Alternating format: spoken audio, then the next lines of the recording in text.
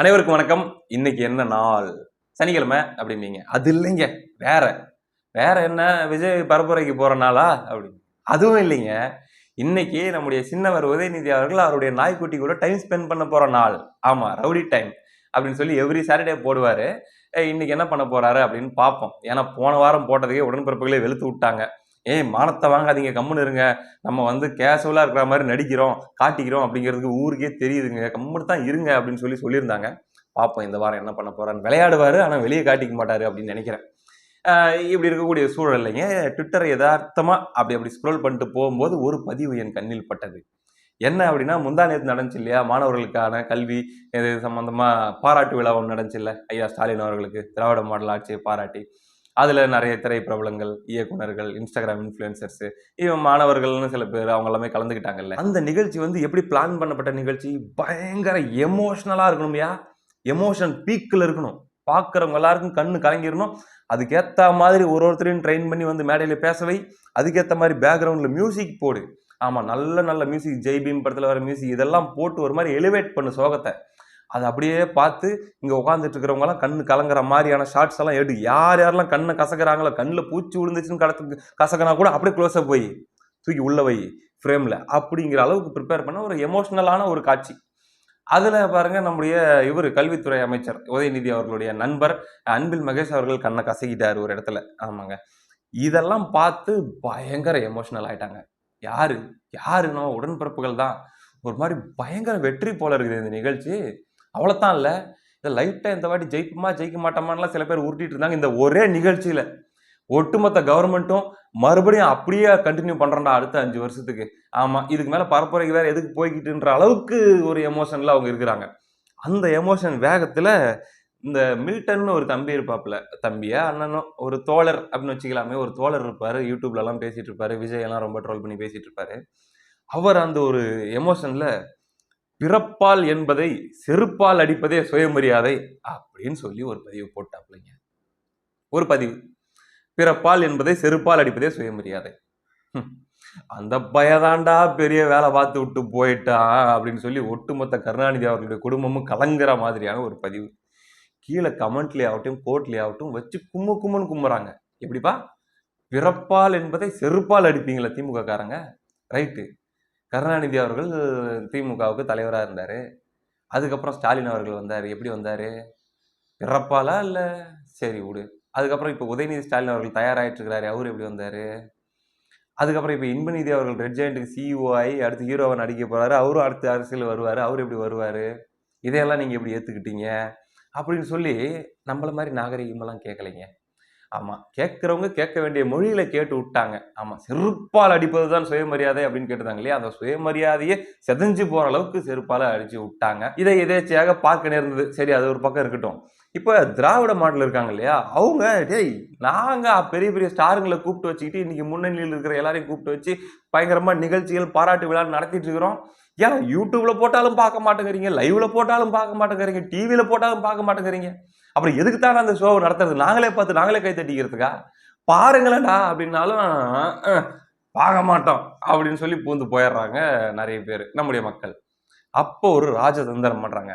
ரைட்ரா, இப்போ பண்றோம் பாரு பிளான்னு சொல்லி எல்லா கல்லூரிகளுக்கு அது சர்க்கிள். என்னது?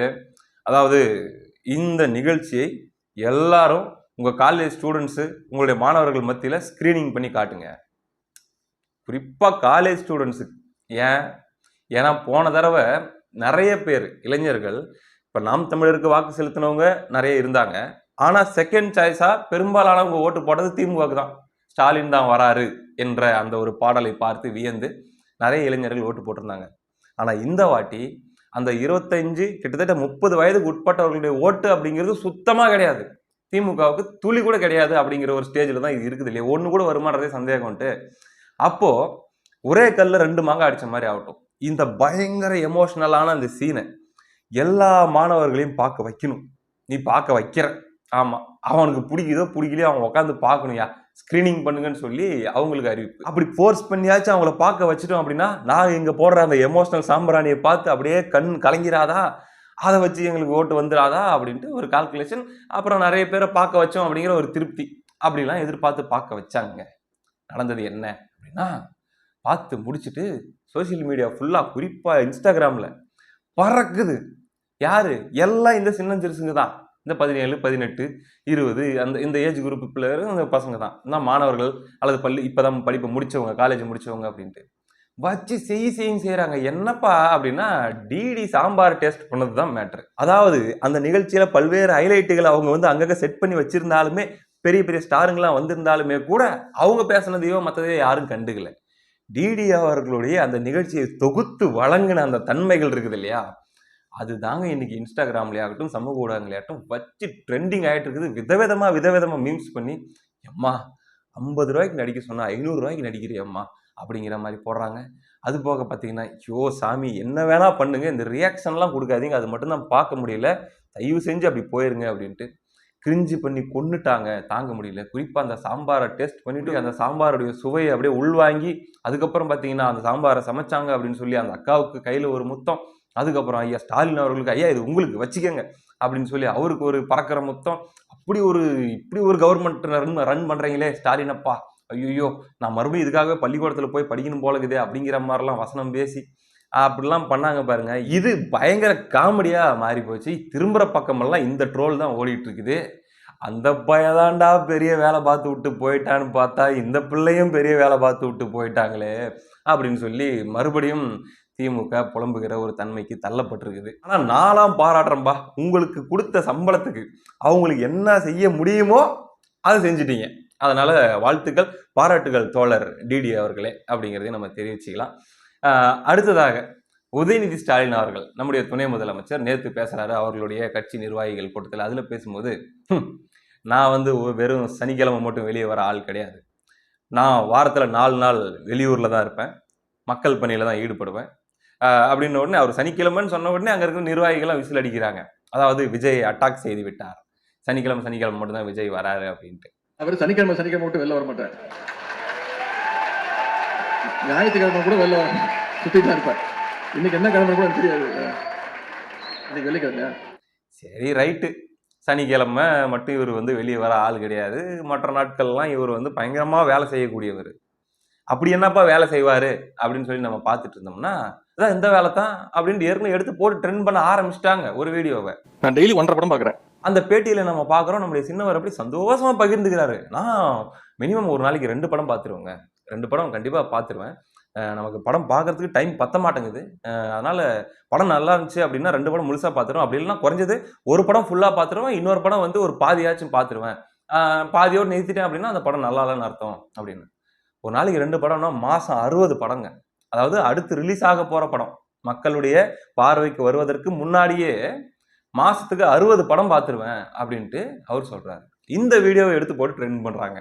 இதுதான் வந்து இவர் வாரத்துல 7 நாளும் வேலை செய்யற லட்சணம். இவர் வந்து சனிக்கிழமைன்னு சொல்லி இவர் ட்ரோல் பண்ற காமெடி எல்லாம் இவருக்கு தேவையா அப்படின்ட்டுலாம் போட ஆரம்பிச்சாங்க. உடனே குறுக்க ஒரு கௌசிக் வந்தாருங்க. யாரு? நம்ம டிஎன் ஃபேக்ட் செக் தான். அவங்க தான் இப்ப ரொம்ப ஆக்டிவா இருக்கிறாங்க. அவங்க வந்து அப்ஜெக்ஷன் யுவர் ஆனர், இது வந்து நம்முடைய உதயநிதி ஸ்டாலின் அவர்கள் பேசின வீடியோ தான், ஆனா துணை முதலமைச்சர் ஆன பிறகு பேசின வீடியோ கிடையாது, சமீபத்தில் பேசின வீடியோ கிடையாது, இது 2022ல பேசின வீடியோ அப்படின்ட்டு. சரி 2022ல அவர் என்னவா இருந்தாரு? அப்ப மக்கள் பிரதிநிதியா அவர் இல்லையா? 2021லயே திமுக கவர்மெண்ட் ஃபார்ம் பண்ணிட்டாங்களே, கிட்டத்தட்ட ஆட்சிக்கு வந்து அவங்க அப்பா முதலமைச்சர் ஆகி 1.5 வருஷம் கழிச்சு அவரை வந்து எப்படியும் அடுத்த திமுகவுக்கு அவர் தான் தலைவராக வரப்போறாரு அப்படிங்கிற ப்ரொமோஷன்லாம் ஸ்டார்ட் ஆன பிறகு எப்ப வேணாலும் ஒரு துணை முதலமைச்சர் ஆகலாம் அப்படிங்கிற டைம் ஓடிட்டு இருந்த காலகட்டம். அந்த நேரத்துல தான் அவர் உட்காந்து ஒரு நாளைக்கு 2 படம் பார்த்திருக்காரு. 2 படம் அப்படின்னா எத்தனை மணி நேரங்க? 6 மணி நேரம். அப்படின்னாலுமே கூட ஒரு படத்தை பார்த்து முடிச்சுட்டு அப்படியே இன்னொரு படத்தை பிளே பண்ணி பார்க்க முடியுமா? முடியாது. அப்போ ஒரு படம் பார்த்துட்டு கொஞ்சம் ரிலாக்ஸ் பண்ணிட்டு காஃபி சாப்பிட்டு கொஞ்சம் அதை பத்தி யாருக்கிட்ட பேசிட்டு கூட இருக்கிறவங்க கிட்டலாம் 1 மணி நேரம் 2 மணி நேரம் ரெஸ்ட் விட்டு மறுபடியும் இன்னொரு படம். அப்ப கிட்டத்தட்ட 8 மணி நேரம். 8 மணி நேரம் என்பது நம்மள மாதிரி சாதாரணமான ஆட்களுக்கு, குறிப்பா வேலைக்கு போற ஆண்களோ பெண்களோ அவங்களுக்கெல்லாம் அவங்களுடைய குடும்பத்தை அவங்களுடைய வாழ்க்கைக்கு போயிட்டு பொருள் ஈட்டிட்டு வர ஒரு நாள் ஸ்பேஸ் அது. அப்படி 30 நாளும் அவங்க 8 மணி நேரத்தை செலவு பண்ணாதான் அவங்க வீட்டுல அடுப்பேரியும். ஆனா அவரு யாரு? மக்கள் பிரதிநிதி உதயநிதி ஸ்டாலின்.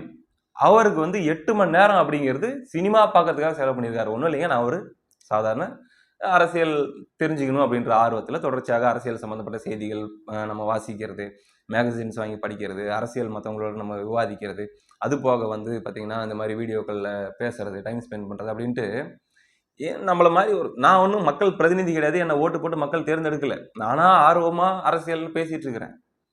எனக்கு மாசத்துக்கு ஒரு படம் பார்த்தா பெரிய விஷயங்க. ஏன் அப்படின்னா, மைண்டு ஒண்ணும் அதுக்குள்ள போறதில்ல பெருசா. எப்பயாச்சும் ரொம்ப ஒரு மாரி ரொம்ப டயர்டா இருக்குது. அல்லது வந்து இன்னைக்கு ஒரு நாள் கொஞ்சம் அப்படியே இத விட்டு வெளிய வந்து, நம்ம சினிமா மாரி எதனா பார்த்து கொஞ்சம் ரிலாக்ஸ் பண்ணலாமான்னு நமக்கே தோணுங்க. அந்த டைம்ல மட்டும் ஏதாச்சும் ஒரு படம் பார்ப்பேன். மாசம் ஒரு படம் பார்த்தா பெரிய விஷயம். சில நேரங்கள்லாம் 2, 3 மாசம் ஒரு படம் கூட பார்க்காம இருந்திருக்கிறேன். நம்மள மாரி நெறைய பேர் எல்லா குடும்பத்தில இருக்கிறவங்களும் அப்படிதான் இருப்போம். அப்ப சாதாரணமா அரசியல பேசுறவங்களுக்கே மாசம் ஒரு படம் பார்க்கறதுக்கு கூட டைம் இல்ல அப்படிங்கிற சூழ்நிலை இருக்கும்போது, அரசியல் பண்றவங்களுக்கு, மக்கள் பிரதிநிதியா இருக்கிறவங்களுக்கு, கிட்டத்தட்ட அந்த தொகுதியில இருக்கிற 3,00,000க்கு மேற்பட்ட மக்களுக்கு பொறுப்பா இருக்கிறவங்களுக்கு, ஒரு நாளைக்கு 2 படம் பார்த்தா அந்த தொகுதி விளங்குமா? அப்படின்னு ஒரு கேள்வி வருதுல்ல. 2022ல பேசியிருந்தா மட்டும் என்ன? அப்படிங்கிறத தான் எடுத்து போட்டுருக்காங்க. சரிப்பா.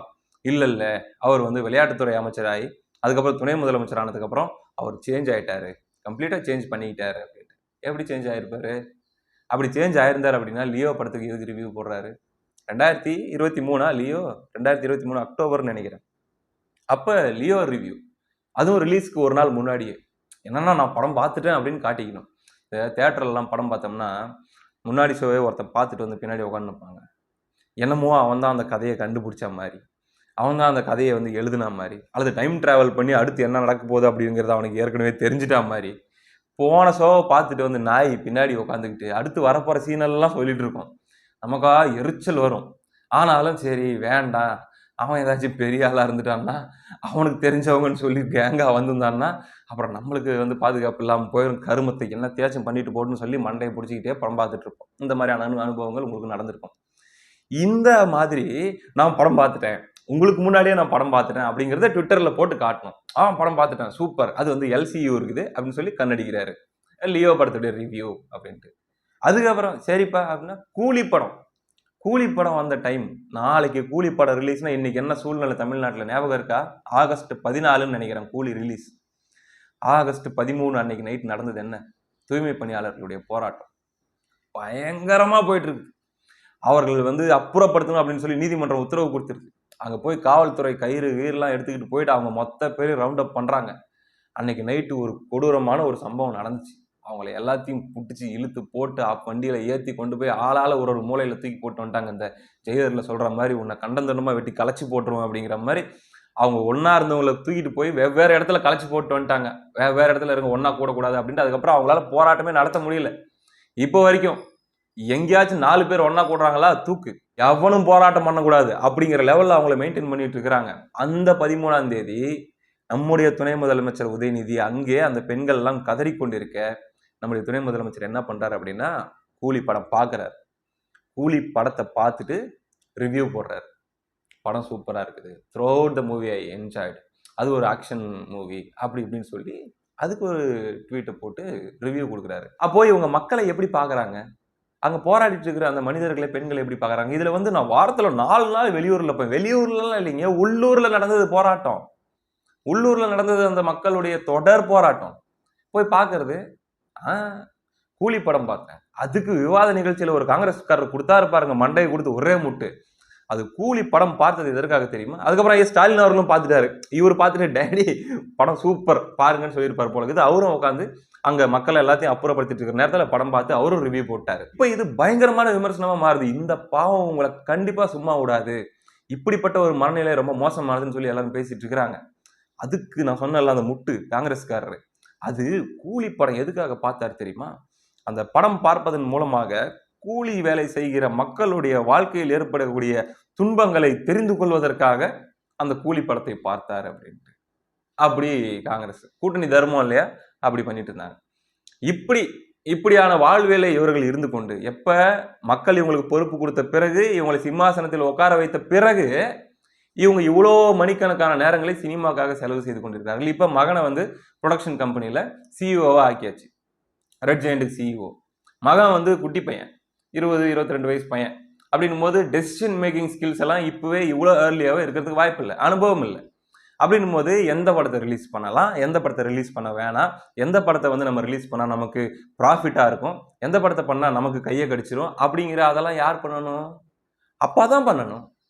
அப்ப அன்அஃபீஷியலா அதை யார் பண்ண போறாங்க? டெய்லி 2 படம் மகனுக்கு பதில் பார்க்குற வேலைய, அல்லது மகனோட சேர்ந்து உட்காந்து பார்த்து, "எப்பா இப்படித்தான்ப்பா படம் பார்க்கும்போதே நமக்கு புரிஞ்சிரணும்.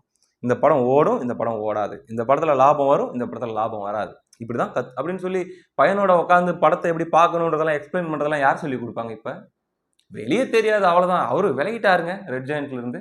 இப்பலாம் ஃபுல்லா அவருடைய மகன் தான் பார்த்துக்கிறாரு. அவரு பிசினஸ், இவரு பாலிடிக்ஸ் அப்படின்ட்டு. ரியாலிட்டி என்னன்னு சொல்லி பச்சை குழந்தைக்கு கூட தெரிஞ்சிடும் வீட்ல என்ன நடக்கும்ன்ட்டு. இவங்க சொல்றாங்க, சனிக்கிழமை மட்டும் வெளியே வர ஆள் நான் கிடையாது அப்படின்னு. அதாவது இவங்களுடைய நிலைமை எப்படி பரிதாபமா போயிட்டு இருக்குது அப்படின்னா, இப்ப இந்த தேர்தலுக்கு என்னடா பரப்புரை பண்ண போறோம்? எப்படி கவுண்டர் பண்ண போறோம்? ஒரு பக்கம் செதற விடுறாரு. இபிஎஸ் அவர்கள் செய்ன்னு செய்யறாரு. பாருங்க அதே கரூர்ல நேற்றோ முந்தா நேத்தோ நடந்த நிகழ்ச்சியில இவரு செந்தில் பாலாஜி அவர்கள் திமுகவுக்கு எதிராக இருந்த டைம்ல என்ன பேசியிருக்காரு?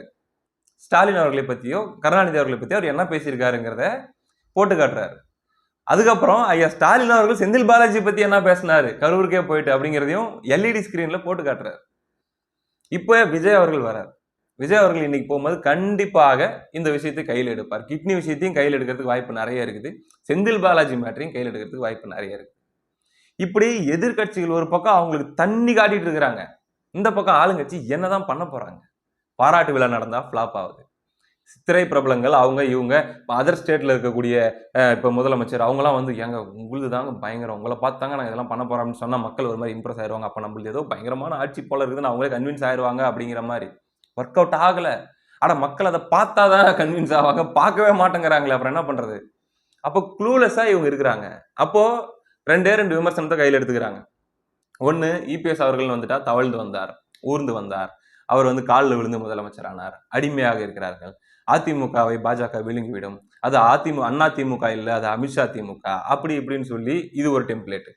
விஜயா அது இன்னும் கொடுமை. ஏன்னா அவர் ஃப்ரெஷ், அவரை என்னன்னு சொல்லி அட்டாக் பண்றதுன்னு தெரியல.